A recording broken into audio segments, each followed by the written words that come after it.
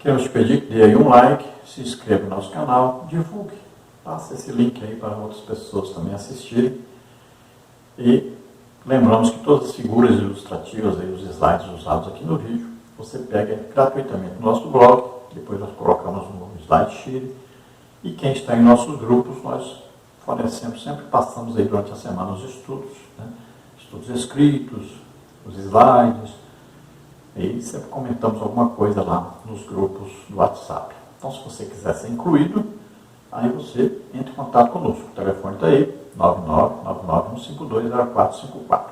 Vamos então ao tópico 3, um modelo pentecostal para a igreja de nossos dias. Subtópico 1, o revestimento de poder do alto. Pedro ensina que essa promessa está em vigor para todos os salvos em todas as épocas. Atos 2, 38 e 39. A experiência pode ocorrer junto ou após a regeneração. Atos 8, 15 a 17, 10, 44 a 46. Ressalta-se que, no Pentecostes, os discípulos já tinham o Espírito Santo. João 20, 22. Todo salvo em Jesus recebe o Espírito Santo na conversão. Gálatas 3, 2. Porém, o batismo do Espírito Santo é algo distinto do novo nascimento. Significa o recebimento de poder espiritual para realizar a obra da expansão do Evangelho. Atos 1, 8. Para uma vida cristã vitoriosa. Atos 6, 8 a 10. E a adoração mais profunda. 1 Coríntios 14, 26. Em vista disso, o exemplo dos primeiros cristãos, a igreja odierna, deve buscar o revestimento de poder. Lucas 11, 13. Veja bem que é bem claro, tanto lá em Joel 2, 28, né, quanto aqui em Atos dos Apóstolos, está dizendo bem claro. É para os nossos dias e para todos quantos crerem em Jesus. Todos. Em todas as épocas. É para todas as pessoas e em todas as épocas. Desde que haja conversão. Então, todos os salvos devem receber o batismo com o Espírito Santo. Não é só podem, devem. Deve ser ensinado na igreja, deve ser buscado pelos crentes, deve ser crido, pregado, ensinado mesmo. Então, o batismo com o Espírito Santo é importantíssimo. Todos os lugares que nós vamos, geralmente nós oramos por muitas curas e também oramos por batismo com o Espírito Santo. Eu vou colocar aí um link para você. Você pode entrar na internet e colocar lá. Pastor Henrique, EBD na TV. Aí vamos colocar como exemplo, nós estivemos agora lá no Espírito Santo, né? Lá na igreja em Vila Velha. Então você vê aí um exemplo. Você tem um link aí embaixo aí. Você vê, entra lá e você vai ver. Sempre existe o ensino da palavra de Deus. Existem muitas curas, a presença poderosa de Deus. E aí batismo com o Espírito Santo. Então, é normal. Esse é o legítimo evangelho. Esse é o evangelho que deve ser pregado, que deve ser ensinado, que deve ser vivido pela igreja. O batismo com o Espírito Santo pode acontecer na mesma hora da conversão, como foi o caso de Cornélio, né, e toda a sua família e os amigos, e pode acontecer após a conversão, como no caso de Samaria, né, que as pessoas se convertiam, mas não eram batizadas pelo Espírito Santo. Foram enviados para lá Pedro e João, que oraram, puseram as mãos e eles receberam o batismo com o Espírito Santo, depois então da conversão. Então, não tem isso aí de dizer, depois de tanto tempo de crente, já que você precisa fazer não sei o quê, não, você só precisa acreditar. Tudo com Deus é desejar e acreditar. E você recebe. Não é por esforço próprio, não é por merecimento, pela graça de Deus. É sempre porque Deus nos ama. E se você deseja ganhar almas, então peça o batismo e Jesus vai te batizar. Então temos que tomar cuidado porque as pessoas confundem receber o Espírito Santo com o batismo com o Espírito Santo. Então os discípulos receberam o Espírito Santo quando Jesus orou por eles, né? Apareceu no meio deles, estavam reunidos, né? Com medo de serem mortos, e Jesus apareceu ali, né? E disse, recebei o Espírito Santo, assoprou sobre eles, recebam o Espírito Santo, e eles receberam o Espírito Santo. Agora, no dia de Pentecostes, Jesus não estava presente ali como pessoa, né? Então agora eles vão receber o que? O revestimento de poder. Vão receber aqui agora o quê? Uma autoridade, uma capacitação para pregar o Evangelho, cheios do Espírito Santo, com a evidência dos sinais, prodígios e maravilhas acontecendo agora através deles. Então, novo nascimento é quando você aceita Jesus como Senhor e Salvador e o Espírito Santo vem morar dentro de você. Então, aí é novo nascimento. Nasceu de novo. Olha aí. Antes morava dentro a semente do pecado. Agora a semente, a raiz da árvore foi cortada e tirada. Agora vem o Espírito Santo e vem morar dentro de nós. Então agora nós somos uma vida nova. É o novo nascimento. As coisas velhas passaram, tudo se fez novo. Agora você deseja compartilhar Jesus com os outros, falar de Jesus para os outros, viver essa fé em comunhão com Deus. Então, você agora recebe o quê? O batismo com o Espírito Santo que vem revestir você com poder para pregar o Evangelho aos outros, para testificar de Jesus aos outros, para compartilhar Jesus com os outros. Todo salvo, ao aceitar Jesus como Senhor e Salvador, recebe o Espírito Santo. Alguns recebem o batismo com o Espírito Santo no mesmo momento.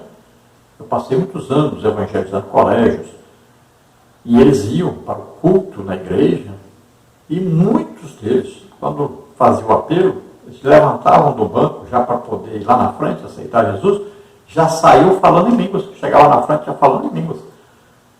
Então eles recebiam a salvação e o batismo com o Espírito Santo simultaneamente, ou seja, ao mesmo tempo. Foi o caso de Cornélio, né, e seus familiares ali, seus amigos. Eles estavam pregando, eles nem sabiam que era batismo com o Espírito Santo. Ele estava pregando sobre Jesus e falou que Deus ungiu Jesus com o Espírito Santo. Nessa hora o Espírito Santo desceu sobre eles. Olha só. Então eles foram batizados com o Espírito Santo antes mesmo de serem batizados nas águas e no momento exato em que eles se converteram. Então ali houve a conversão, batismo com o Espírito Santo ao mesmo tempo e logo depois é que eles foram então batizados nas águas. E Pedro é bem claro. Como é que eu ia negar batizar nas águas se Jesus já tinha batizado eles com o Espírito Santo? Tem gente hoje fazendo isso. Pessoa batizada com o Espírito Santo, mas não deixa a pessoa batizar nas águas. Isso é um absurdo. Se Deus está batizando e confirmando espiritualmente, aí você quer impedir uma ação que é mais humana do que espiritual na vida da pessoa. Tem gente aí exigindo curso de batismo, né? Primeiro tem que fazer o curso. Só batismo nas águas depois. Não tem isso na Bíblia. 3.000 almas aceitaram para batizar nas águas no mesmo dia. O eunuco se converteu, batizado no mesmo dia. Não existe isso na Bíblia. As pessoas precisam seguir a Bíblia. Não é um Talmud evangélico. A pessoa aceitou Jesus como Senhor e Salvador, seja batizado nas águas imediatamente. Ore também para ele receber o batismo com o Espírito Santo imediatamente. É assim que ensina a palavra de Deus. Por que estamos criando um Talmud evangélico? Por que queremos exigir dos outros as coisas? Como se nós fôssemos donos da igreja. Queremos fazer regras sobre regras e mais regras. Não faça isso não. Então o batismo com o Espírito Santo vai nos capacitar a termos o quê? Maior entendimento espiritual, nos capacitar para a adoração a Deus, para a edificação própria, orando em línguas, né? Paulo ensina sobre isso, quem fala línguas edifica a si mesmo. Vemos aí Judas falando sobre isso, né? Edificando-nos na vossa santíssima fé, orando no Espírito Santo, orar em línguas. Vamos ver Paulo falando sobre isto, né? Lá em Efésios, né? Depois de falar sobre a armadura, ele falando ali, orando em todo tempo, em todo lugar, orando no Espírito, letra maiúscula, orando no Espírito Santo, orar no Espírito Santo e orar em línguas. Tem muita gente ensinando errado aí, dizendo que orar no Espírito e orar em pensamento. Não existe esse ensino na Bíblia. Então a igreja atual deve buscar o batismo com o Espírito Santo, deve ensinar sobre isso, deve orientar, deve estimular as pessoas a serem batizadas com o Espírito Santo. O tópico 2, as línguas como evidência inicial. A palavra glossolalia de origem grega indica que as línguas concedidas pelo Espírito podem ser humanas ou celestiais, 1 Coríntios 13:1. No Pentecostes, os discípulos falaram línguas, Atos 2:4. Em Cesareia, o centurião e a família falaram línguas, Atos 10:46. Os irmãos em Éfeso falaram línguas, Atos 19:6. Em Samaria e na vida de Paulo, as línguas eram implícitas, Atos 8, 17, 18, 9, 17. Assim sendo, falar em línguas é a evidência inicial do batismo do Espírito Santo.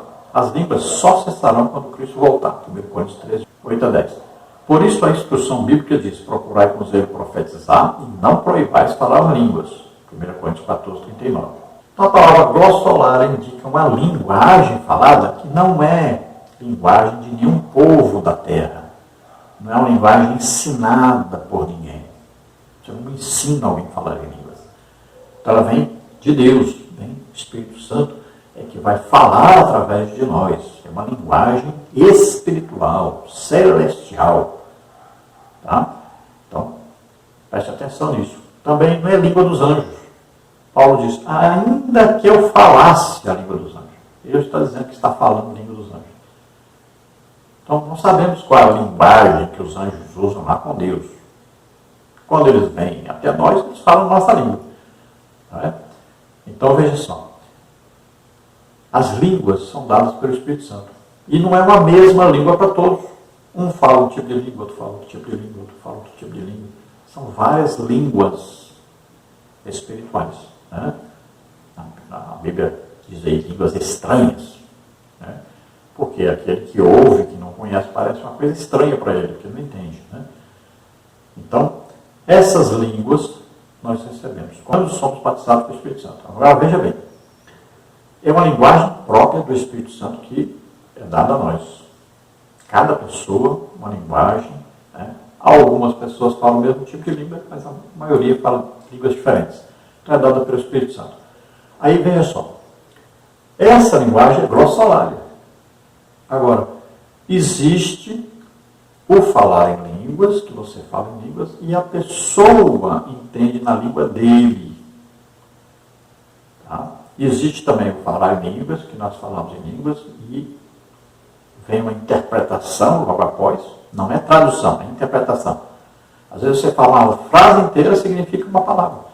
Às vezes você fala uma palavra só e significa uma frase inteira. Então é interpretação de línguas, que pode vir através de nós mesmos, que Paulo diz que quem fala em línguas, peça a Deus também o dom de interpretar. Aí é que vai uma profecia.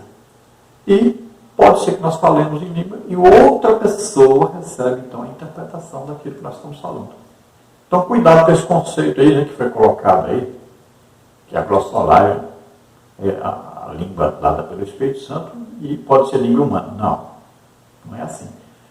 Glossolalia é uma linguagem que não é humana. Tem nada a ver com linguagem humana. Então, nós vimos aí que os discípulos, no dia de Pentecostes, falaram em línguas. Né? Aí vamos ver na casa de Cornélio, Pedro pregando, falaram em línguas. Vamos ver lá em Samaria, Filipe. Né? Aí Pedro e João foram para lá orar, eles falaram em línguas. Vamos ver Paulo lá em Éfeso orando ali, por as mãos sobre aqueles discípulos, eles falaram em línguas. Paulo fala que ele falava mais língua que todos. Então nós vamos ver que claramente que o falar em línguas é um sinal externo, comprobatório, de que a pessoa foi batizada pelo Espírito Santo. Então se alguém disser, foi batizado pelo Espírito Santo, mas não fala em línguas, não existe. Não é bíblico. Então não podemos confirmar isso. Eu sonhei que estava falando em língua. Eu também sonhei. Dei uma dentada na língua, mordi que caiu sangue. Mas isso não é batismo. Então, não existe batismo com o Espírito Santo sem falar em línguas, comprovando que a pessoa foi batizada pelo Espírito Santo. Então, é um sinal característico daquele que foi batizado pelo Espírito Santo, o falar em línguas. Só vamos parar de falar em línguas quando Jesus voltar. E lá em 1 Coríntios 13, né, Paulo fala sobre isso, quando vier o que é perfeito. Então não tem necessidade mais. Não tem mais necessidade de variedade de línguas, nem de profecia, nem de interpretação de línguas, nem de dons de curar, nem de milagres, palavra de sabedoria, palavra de conhecimento. Nada disso precisa mais. Por quê? Nós vamos ser arrebatados. Agora estamos na qualidade de perfeitos. Não precisa de mais disso. Isso precisa enquanto nós estamos aqui. Enquanto houver a igreja, precisa dos dons de operação. Precisa do falar em línguas. Mas quando estivermos lá, não precisa. Então aqui é bem claro, o culto para ser culto realmente, culto da igreja, está escrito na palavra de Deus. Lá no culto tem línguas e tem interpretação, tem revelações, os dons do Espírito Santo. Então é um culto da igreja, um culto normal. E em 1 Coríntios 14, 39, o apóstolo Paulo diz bem claro: não proibais falar em línguas. Subtópico 3, a plenitude do Espírito Santo. A experiência pentecostal não ficou restrita ao tempo dos apóstolos, Atos 2,39. A expressão do meu Espírito derramarei, Atos 2,17, aponta para o início da dispensação do Espírito e mostra que a efusão será contínua até o grande e glorioso dia do Senhor, Atos 2,20. A plenitude abrange o fruto do Espírito, Gálatas 5,22. E as manifestações espirituais, tais como as profecias, sonhos, visões, prodígios e sinais, Atos 2, 17, 19. Assim o Espírito permanece em ação na vida da igreja. Ele é que capacita e conduz o povo de Deus, João 16, 13 e 14. Em razão disso, a Bíblia ensina: enchei-vos do Espírito, Efésios 5, 18. Então, ao contrário do que ensinam aí, principalmente aí, né, os calvinistas, os ditos reformados, né, ao contrário do que eles ensinam, o batismo com o Espírito Santo, o falar em línguas e os dons espirituais continuam em evidência na igreja verdadeira, na igreja que realmente vê a Bíblia como regra de fé e prática. Né? Então, são atualíssimos, tanto falar em línguas como os dons do Espírito Santo. Então, em Atos 2,17 diz: derramarei do meu Espírito. Né? Esse derramar aí é contínuo. Enquanto houver igreja, existe o derramar do Espírito Santo. Quando é que acaba? Só no dia do arrebatamento da igreja. Aí acaba essas manifestações do falar em línguas. Né? Aí, no milênio, haverá um derramamento do Espírito Santo, que não é revelado como será, se lá falaram em línguas ou não, se os dons do Espírito Santo estarão em operação ou não. Sabemos que Jesus estará governando a terra nessa época, pessoalmente. Né? Mas esses dons do Espírito Santo, falar em línguas, até então, no dia do arrebatamento da igreja, são contínuos para a igreja, são atualíssimos para a igreja. Quando falamos de plenitude do Espírito Santo, pleno, ser completo, só Jesus, é claro, foi completo. Né? Nenhum de nós chegará a essa plenitude. Por isso que os dons do Espírito Santo, todos operados através de Jesus, e operavam na sua totalidade. Hoje, por exemplo, nós recebemos alguns dons, mas esses dons não são completos como eram através de Jesus. Porque Jesus nunca pecou.